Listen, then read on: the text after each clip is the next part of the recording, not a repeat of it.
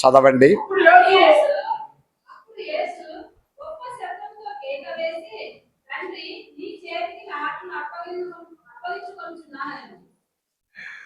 యేసయ్య దేవుడు శిలువ మీద పలికిన చివరి మాట,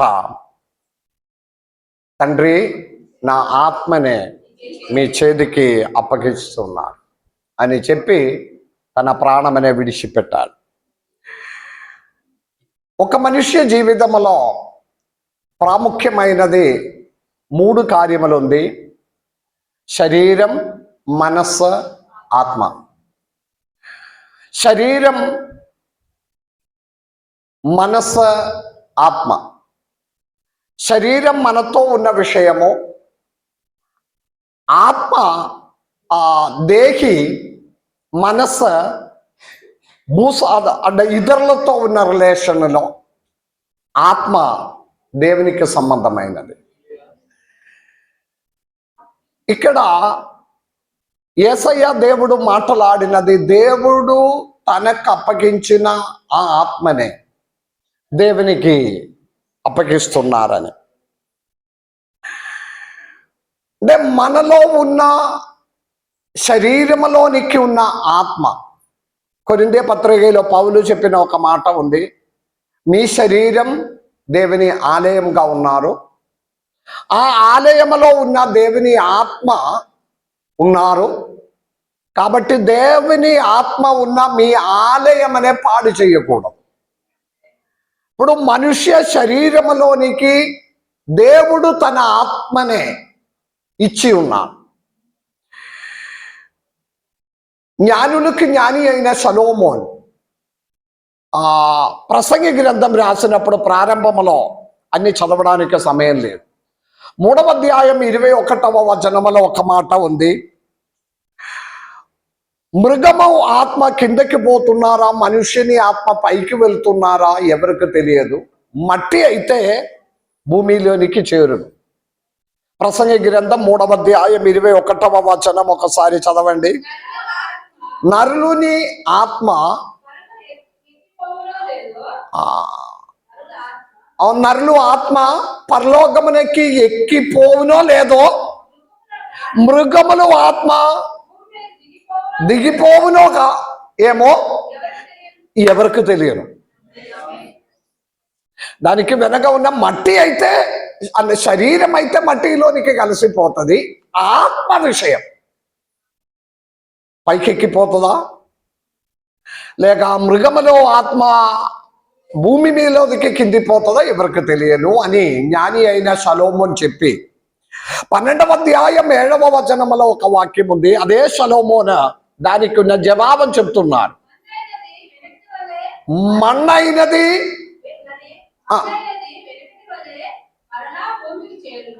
మట్టి శరీరం భూమిలోనికి చేరును, ఆత్మ దయచేసిన దేవుని దగ్గరికి వెళ్ళిపోవును. అది వెళ్ళిపోవును. దేవునికి స్తోత్రం. స్తేఫాను అపోస్తల కార్యములో స్తేఫాను చెప్పిన ఒక మాట ఉంది 7వ అధ్యాయములో, తండ్రి నా ఆత్మనే మీ దగ్గరికి తీసుకోవాలి. 59వ వచనం ఒకసారి చదవండి. 7వ అధ్యాయం.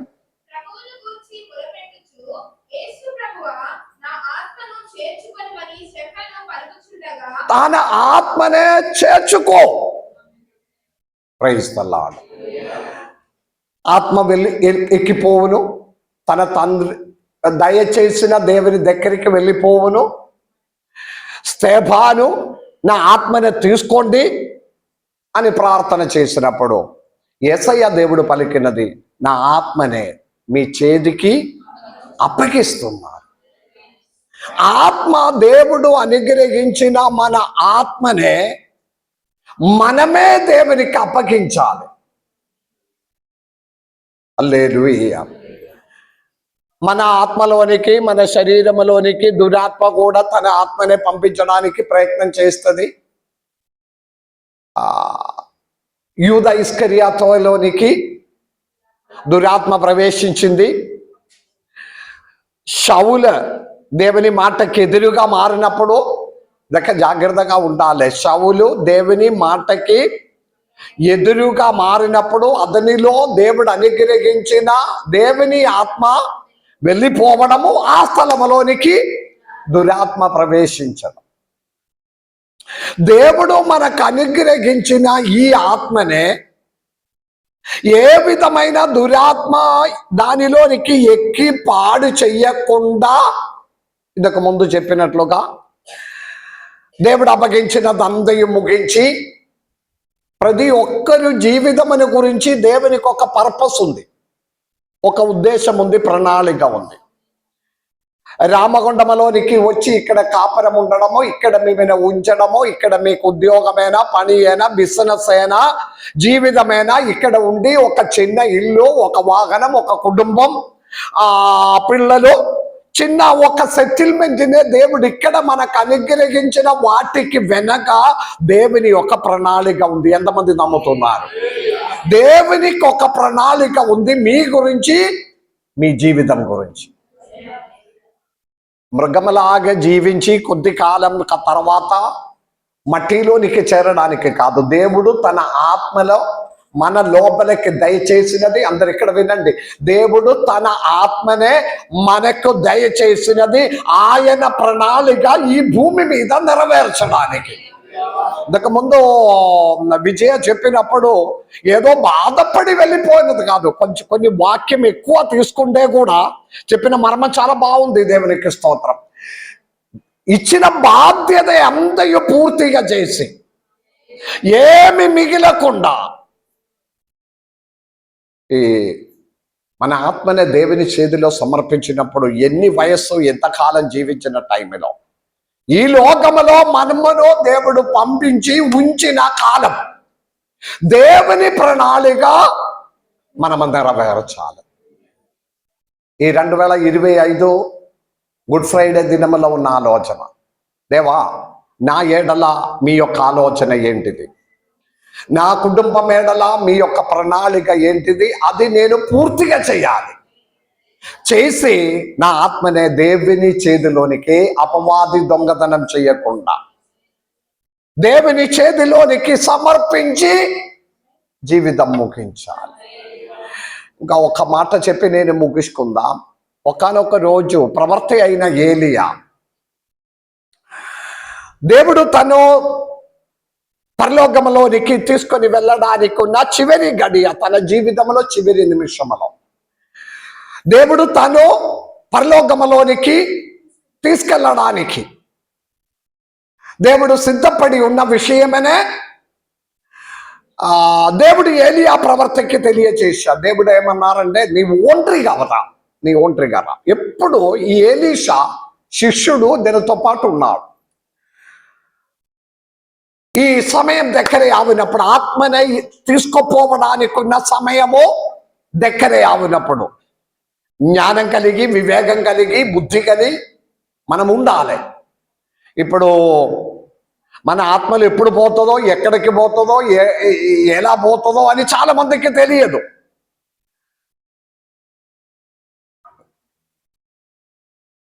చాలా దినములో అన్కాన్షియస్గా కోమాలానికి వెళ్ళిపోయి, ఏ విధమైన తెలివి లేక ఏదో విధంగా ఇంటి వారందరూ ద్వేషించి ఏదో విధంగా వెళ్ళిపోతే బాగుంటుందని ఉన్న స్టేజిలో ఒకానొక సమయంలో రాత్రి ఎప్పుడో జరిగింది. ఉదయమన ఇంటి వారందరూ వచ్చి చూసినప్పుడేకో చనిపోయి శరీరం అంతా చల్లగా అయిపోయింది. ఎప్పుడో తెలియదు, రాత్రి 12 కావచ్చు, 1 కావచ్చు, ఎప్పుడో వెళ్ళిపోయి ఎటు పోయిందో ఎట్లా తెలియదు. కాదు కాదు కాదు దేవుని బిడ్డలు దేవుడు అప్పగించిన పని ముగించి తన ఆత్మనే దేవుని చేతిలోనికి సమర్పించి వెళ్ళిపోయిన ఒక ముగింపు కొరకు ప్రార్థించాలి.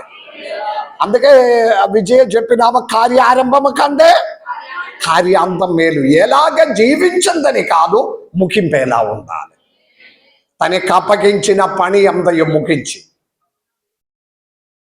ఇప్పుడు ఆలోచించాలి, దేవుడు నాకు అప్పగించిన రామగుండములో ప్రాంతములో నన్ను నిలబెట్టిన దేవుని ప్రణాళిక ఏంటి? ఈరోజు ఆలయం విడిచి వెళ్ళినప్పుడు ప్రతి ఒక్కరు ఆలోచనలో వెళ్ళాలి. నా గురించిన మీ ప్రణాళిక ఏంటిది? అది నాకు తెలియచేయుమో, నేను అది పూర్తిగా చేస్తాను.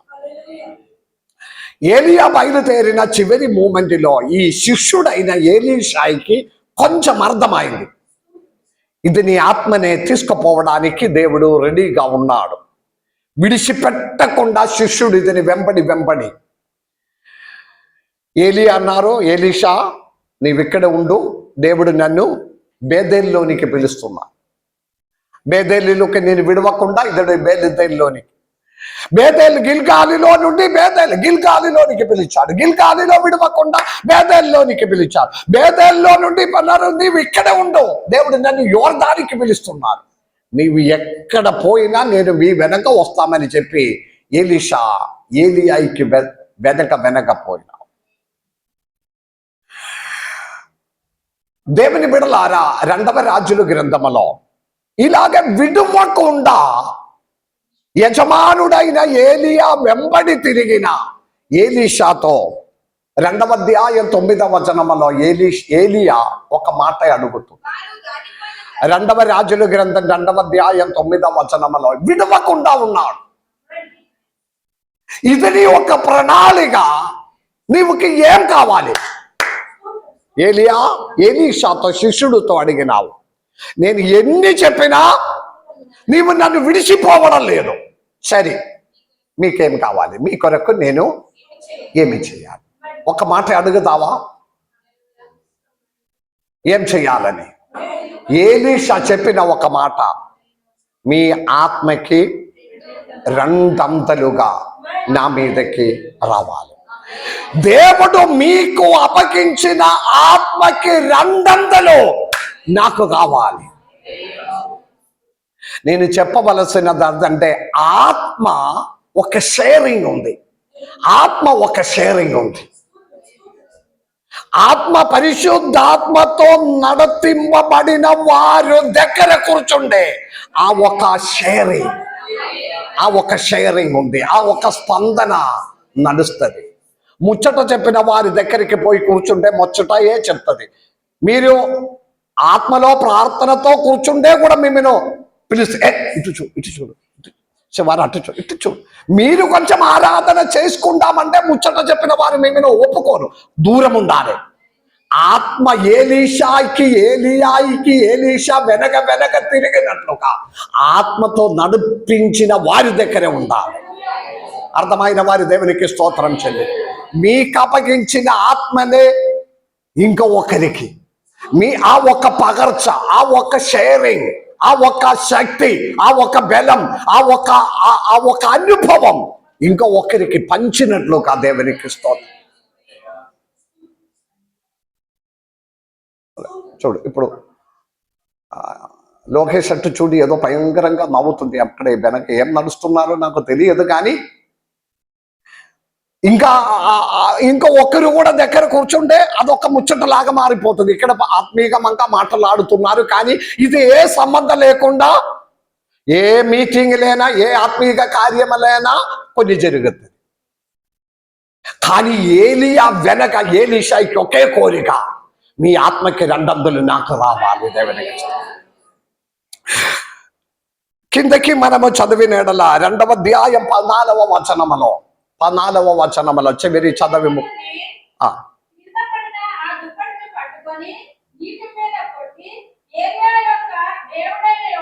2వ అధ్యాయము 11, 12 వచనములో చదివితే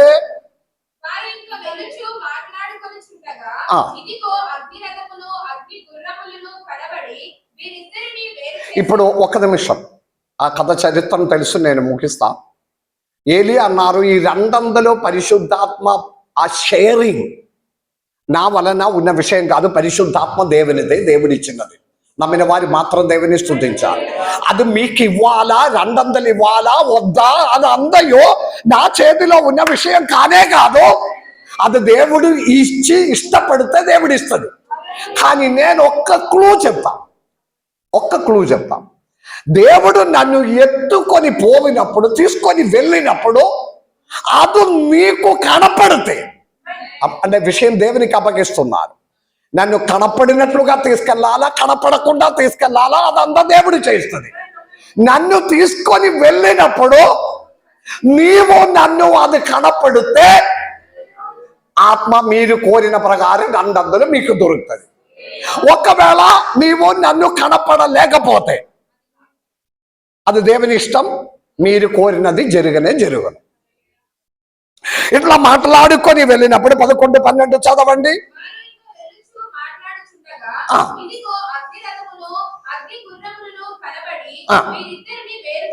వేరు చేశాను. అప్పుడు ఏలియా ఆయను, ఏలియా ఆరోహణమాయను. ఏలీషా చెప్పండి, ఏలీషా అది గట్టిగా చెప్పండి, ఏలీషా అది చూశాను. అంటే చూస్తే 200 వస్తుందని. హల్లెలూయా. అది చూశాను. ఆత్మ చూసిన తర్వాత అతడు తన 13వ వచనములో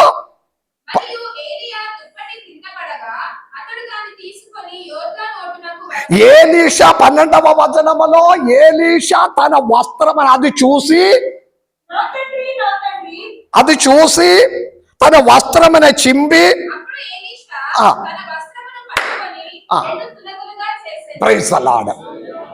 తన వస్త్రం ఏలియా ఎత్తుకొని పోయినదిని ఏలీషా చూసి, దేవుడు ఏలియా ఒక మాట అన్నారు, నన్ను ఎత్తుకొని పోవినది మీరు చూసినా మీకు కనపడితే మీరు కోరిన ప్రకారం ఆత్మ షేరింగ్ నడుస్తుంది.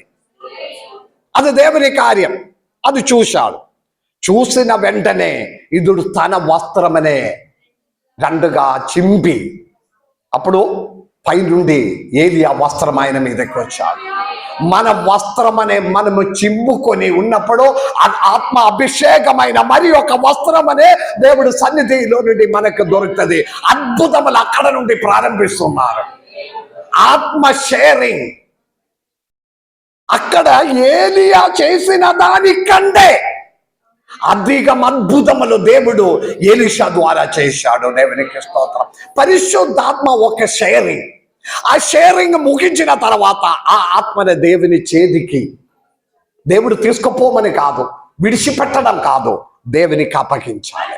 నా పని పూర్తి చేసింది. పరిశుద్ధాత్మ ఒక షేరింగ్లోనే అనేక ఆత్మని నేను సంపాదించినాను. ఇప్పుడు ఇదిగో నా ఆత్మనే దుష్ట చేతిలోనికి కాదు, దుష్ట మనుషుల్లోనికి కాదు, దేవా నాకు అనుగ్రహించిన మీ చేతికి నేను అప్పగిస్తున్నారు. హల్లెలూయా.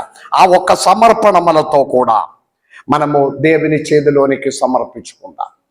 అలాగే అయితే 2వ రాకడ సమయంలో పేరు పిలిచినప్పుడు మనము కనపడినట్లుగా మనకు నిలబెడతాం. ఈ వాక్యం ద్వారా దేవుడు మమ్మల్ని దీవించి ఆశీర్వదించును గాక.